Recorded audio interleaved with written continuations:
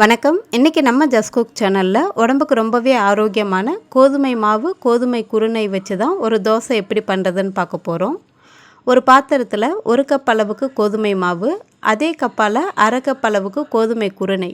குருணை ரொம்ப பெரிய சைஸாக இருந்துச்சு அப்படின்னா மிக்சியில் போட்டு ஒரு சுற்று சுற்றிட்டு அதுக்கு பிறகு சேர்த்துக்கலாம்.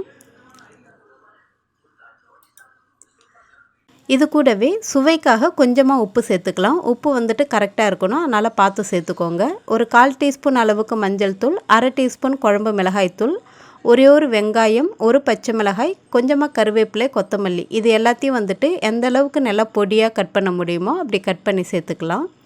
இதில் கொஞ்சம் தாராளமாகவே தண்ணி விட்டு கரண்டியால் நல்லா கலந்து விட்டுடுங்க.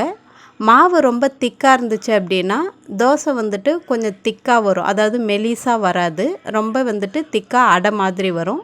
அதனால் கொஞ்சம் நல்லா தாராளமாக தண்ணி விட்டு நல்லா கலந்துட்டு ஒரு 20 நிமிஷம் மூடி போட்டு அப்படியே ஊற வச்சிடலாம். நம்ம சேர்த்துருக்கிற அந்த கோதுமை ரவை நல்லா ஊறி வரணும், அதனால் ஒரு 20 நிமிஷம் வெயிட் பண்ணலாம்.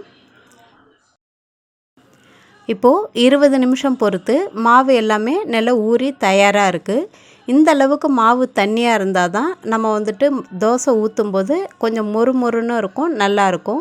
ரொம்ப கெட்டியாக இருந்துச்சு மாவுனா கொஞ்சம் அடை மாதிரி வரும், அது ரொம்ப நேரம் வேக வைக்கிற மாதிரி இருக்கும்.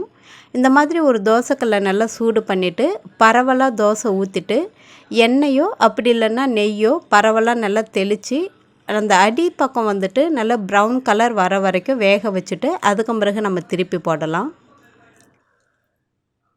உங்களுக்கு ரொம்ப திக்காக வருது தோசை அப்படின்னா இன்னும் கொஞ்சம் கூட தண்ணி விட்டு கலந்துட்டு அதுக்கு பிறகு நீங்கள் தோசை ஊற்றலாம். இந்த மாதிரி 2 பக்கமும் நல்லா ப்ரௌன் கலராக வர வரைக்கும் வேக வச்சு எடுத்துகிட்டு தேங்காய் சட்னியோ இல்லை புதினா சட்னியோ வச்சு சாப்பிடும்போது ரொம்பவே நல்லாயிருக்கும்.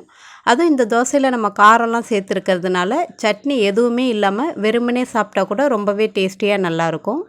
நீங்களும் ட்ரை பண்ணி பார்த்துட்டு எப்படி இருந்துச்சுன்னு சொல்லுங்கள். நன்றி, வணக்கம்.